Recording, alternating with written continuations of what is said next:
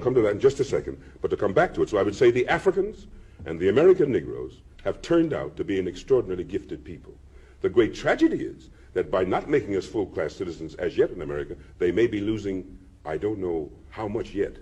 That's all. And to come back, I would say that unquestionably, I am an American, born there. My father slaved there. Upon the backs of my people was developed the primary wealth of America, the primary wealth. You have to have accumulated wealth to start, to build. You did it another way here in Australia. You had to build your accumulated wealth too. You just came and took it, you know what I mean? And that's what they did in most of the countries. That's what you Europeans did. You just took it. We got to catch up with you a little bit. And so in America. So there's a lot of America that belongs to me yet, you understand? But just like a Scottish American is proud of being from Scotland, I'm proud for being African. Now in our school books, they tried to tell me that all Africans were savages, till I got to London and found most of the Africans I knew were going to Oxford and Cambridge and doing very well, and learned their culture.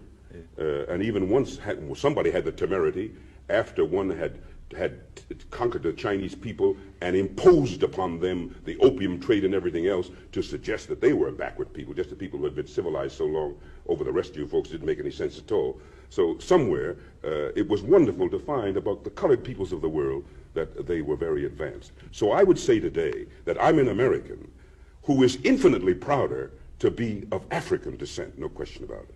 No question about it. I'm an Afro-American, and I don't use the word American ever loosely again. Now, this was the feeling. This was the feeling. That's right. That when you were in London about 1937, 38, you really had the world at your feet. Then, I mean, you're a tremendous success. You were recognised all over the world, and yet you went back to America. Was this this was the feeling that took you back? I felt I had to go back to my people. That's right. The going was tough, and today I can go back.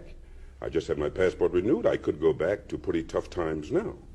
But any time I could get a telegram next week that the Negro people had gathered somewhere in one of their conferences, as they could, and say, Paul, in the difficulties that are going on in America, would you come back and help us? I would take the plane as soon as I finished my engagements.